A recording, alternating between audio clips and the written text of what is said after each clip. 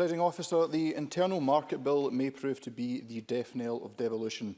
It provides a means for UK ministers to employ direct power to intervene in devolved matters without the consent of the Scottish Parliament, and it allows for the use of indirect power to undermine the laws of this Parliament.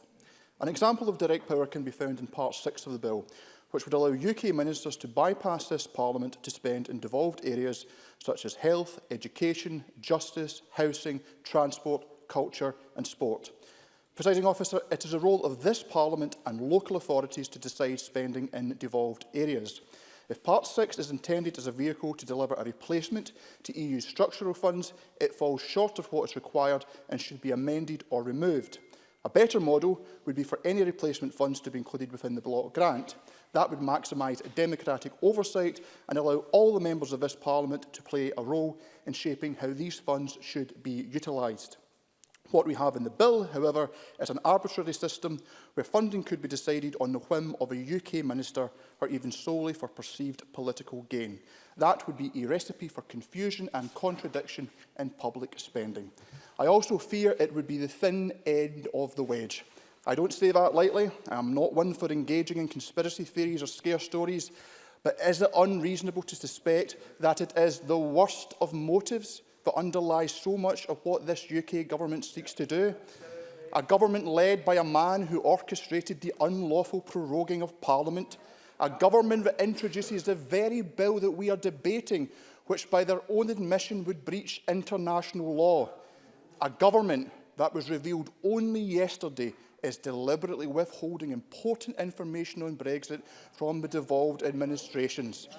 Could we, for example, have confidence that this UK government would not reduce the Scottish Parliament's budget in future years before seeking to position itself through these direct funding powers as a generous benefactor ready to step in and help, subject to certain conditions, of course?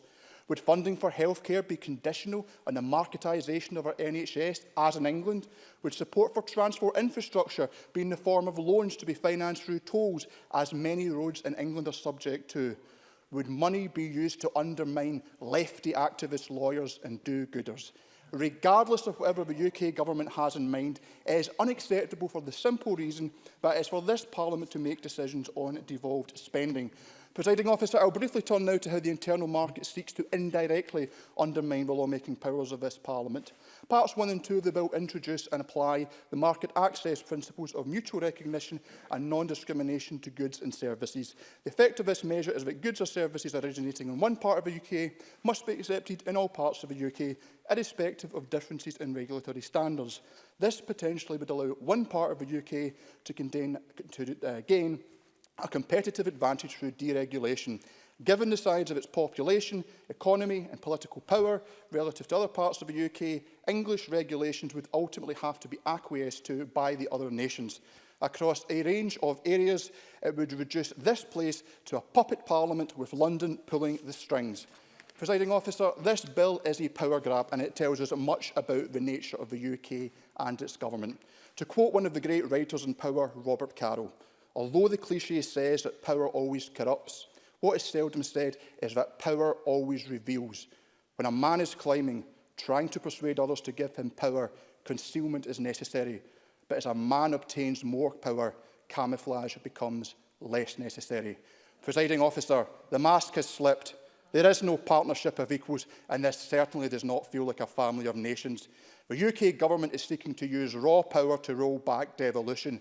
We must not allow this to happen. Conclude. All MSPs worthy of their position will join with the Scottish Government at decision time in defending the dignity and rights of our Parliament and refuse consent for the UK you can't go on. I was hard on everybody else. Sorry.